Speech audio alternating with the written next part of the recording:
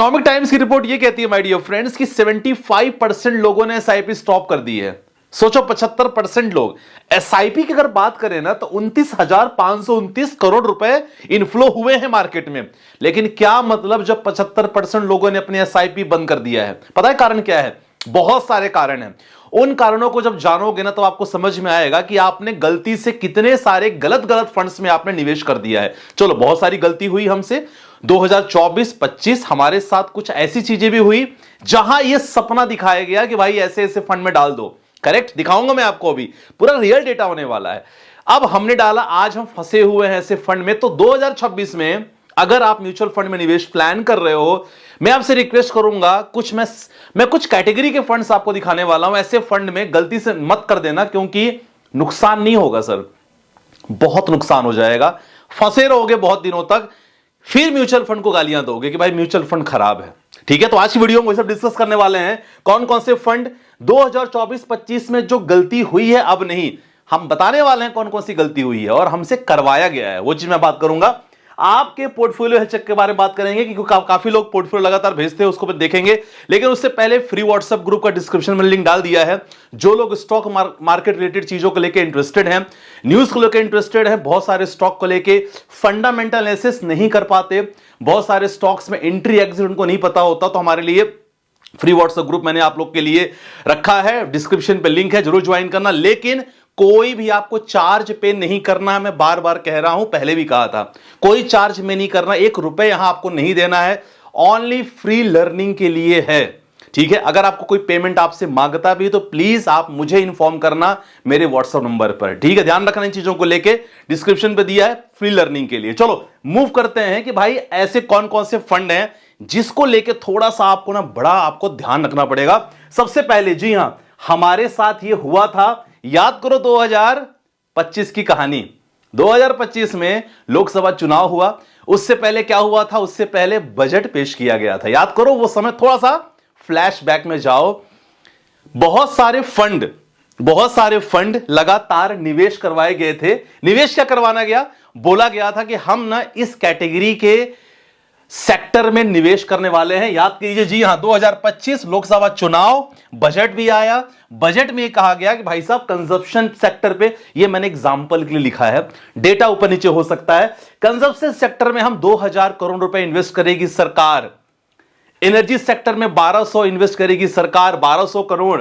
Defence sector में 4000 करोड़ निवेश करेगी सरकार। इससे क्या होता है? इससे ये होता है, एज ए इन्वेस्टर हमें क्या लगता है कि एक काम करते हैं, इससे रिलेटेड जितने भी फंड में पैसा लगा देते हैं। याद करो आपने किया होगा कि नहीं किया होगा, मैंने तो किया था। देखो, मैंने कुछ फंड में ऐसे डाले थे जिन बातों का आपको ध्यान रखना होगा, और खासकर आपके सामने बहुत सारी चीजें प्रेजेंट की जाएगी।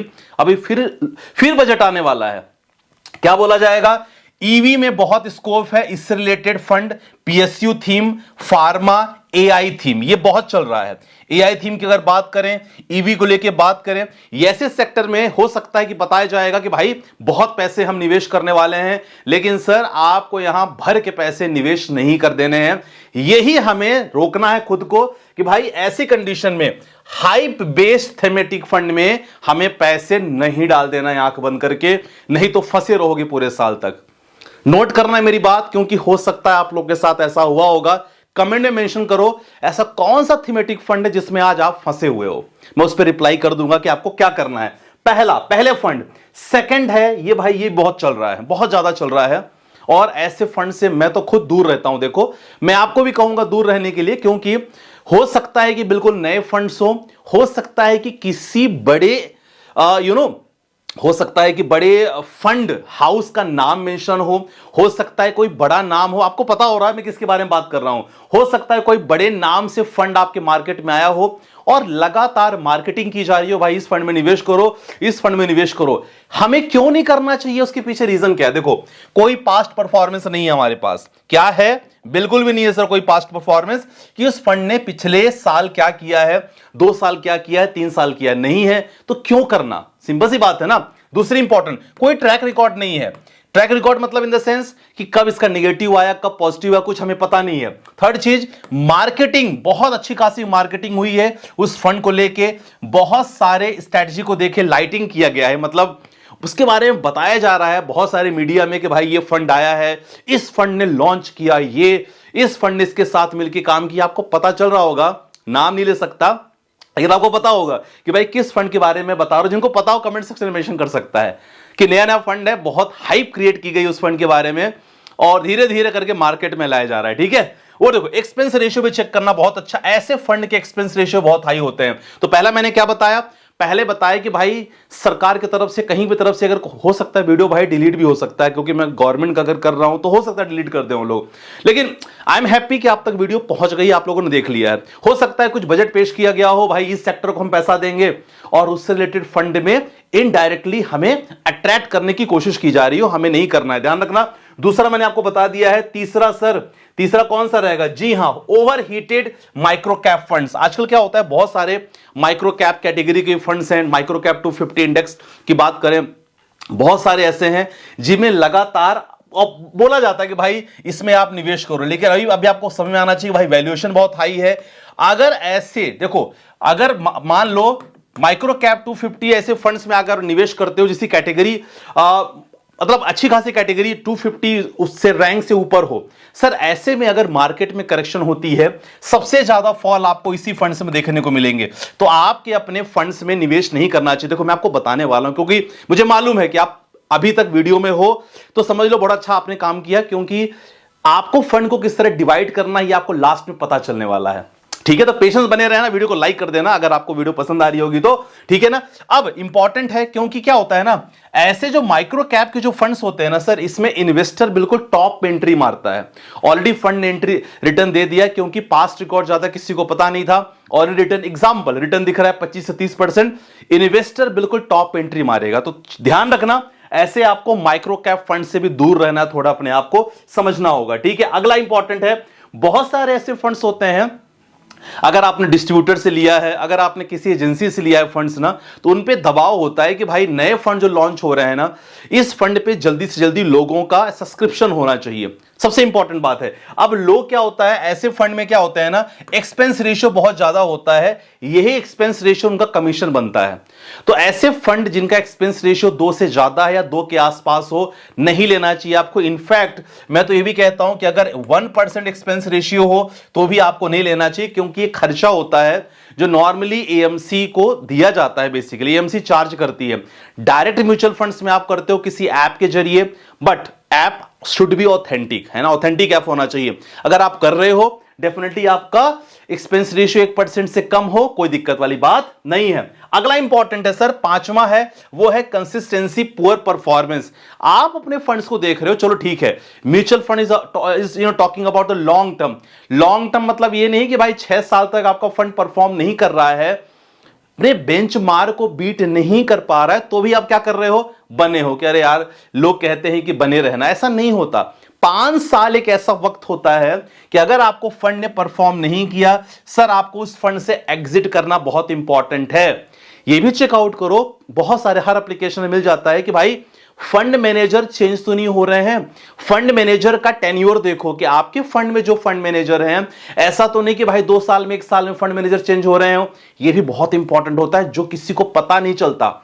और यही कंडीशन होती है कि भाई 75% नहीं, बाद में डेटा 80% भी आ सकता है कि भाई हम एसआईपी क्या कर रहे हैं, बंद कर रहे हैं, एसआईपी स्टॉपेज रेशियो बढ़ गया है।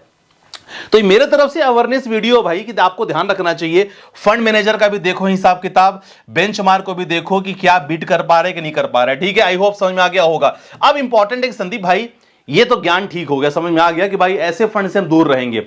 डाइवर्सिफाई किस तरह करेंगे? हो सकता है आपके पास 15-20 फंड पड़े हों, 7 फंड पड़े हों, 1 फंड पड़े हों।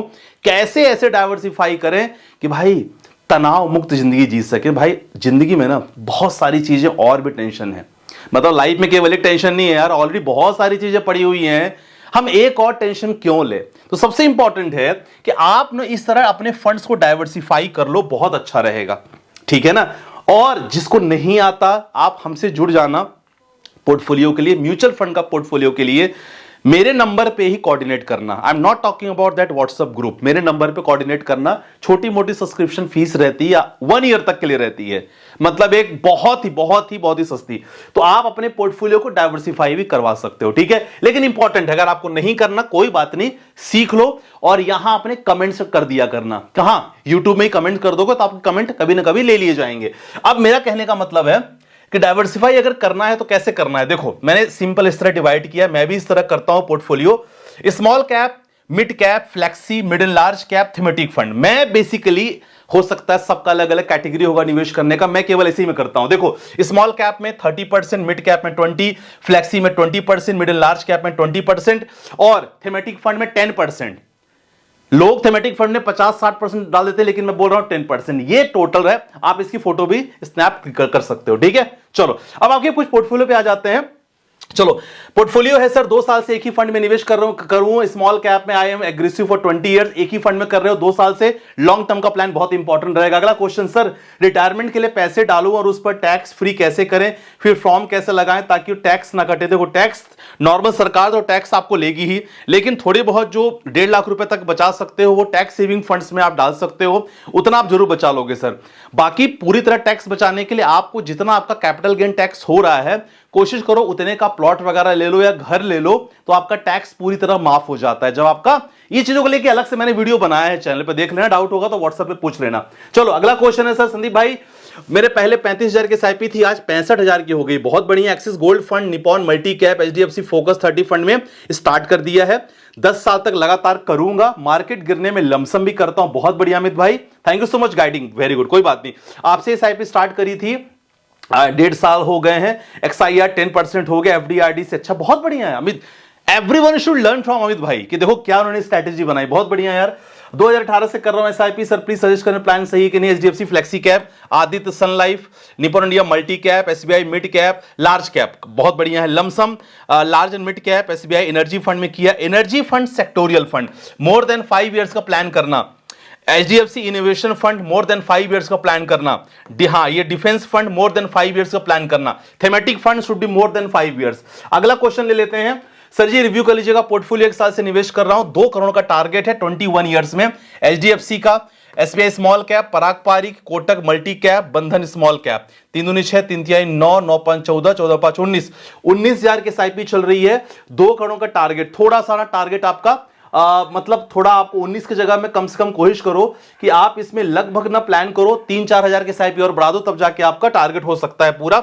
बिटकॉइन इथेरियम में कर रहे हैं, बहुत बढ़िया है, कंटिन्यू करते जाओ। तो माय डियर फ्रेंड्स, आज वीडियो में सब कुछ ये है। और रही बात एक जो रिपोर्ट्स की मैं बात बताऊं ना, रिपोर्ट्स ऑलरेडी मैं आपको प्रूफ भी दिखा सकता हूं कि भाई ये रिपोर्ट्स ऑलरेडी आ चुकी है, जिसमें एसआईपी का ये देखो दिखाया डेटा 75% ये है। इकोनॉमिक टाइम्स की रिपोर्ट है कि भाई mutual fund SIP stoppage ratio 75% हो गया। तो ये डेटा मैंने यहीं से लिया था, सो दैट आपको समझाने के लिए ये सारा चीज माय डियर फ्रेंड्स आज की वीडियो में है।